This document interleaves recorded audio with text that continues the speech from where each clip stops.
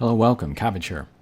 In Dark Souls Remastered, let's have a look at my clear of the last boss, and then we'll do a quick review of the game. And then this is with my Sorcerer Magic User build.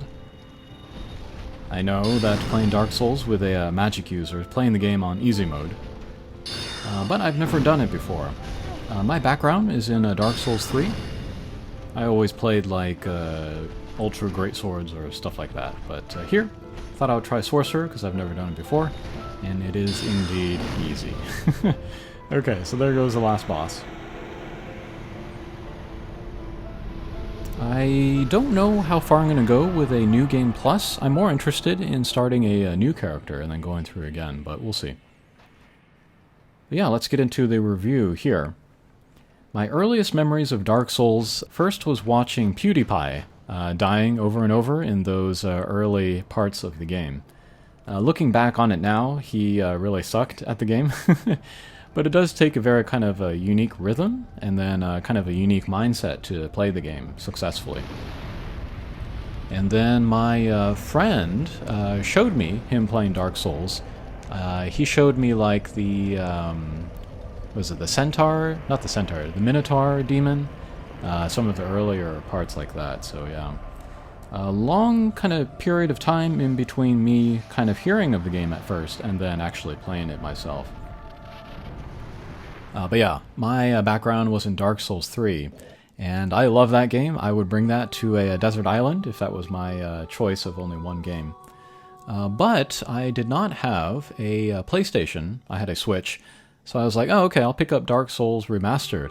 And then that will be like a poor man's, Dark Souls 3, just to tide me over until I can get my hands on it again. But I played through Dark Souls, and it was fantastic. Maybe it stands shoulder to shoulder with Dark Souls 3, so yeah, very pleasantly surprised. It does hold up. I guess comparing the two, the combat is slower in Dark Souls Remastered.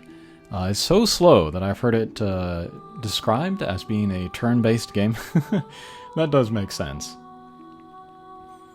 And then I feel like the difference between Dark Souls 1 and 3 is that the areas of Dark Souls 1 are more difficult, while maybe the bosses of Dark Souls 3 are more difficult.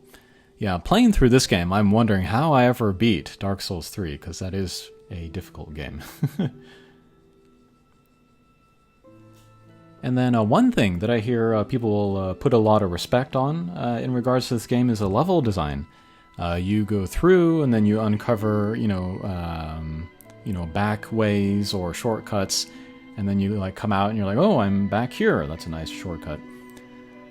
And then like the latter half of the game gets kind of slagged on because it doesn't have that. It's more similar to how you get around in Dark Souls 3, where you just kind of teleport to here and there and you have different levels and stuff. I actually don't mind either way. I guess what I enjoy about the game is like the atmosphere and the battle and the bad guys and customizing your guy. The level design doesn't matter to me as much. It's not make or break for me. I also really love the music in this game and Dark Souls 3. I have the soundtracks for both. But one thing I notice, a difference between the two, is that in one, it's more like kind of like frenetic.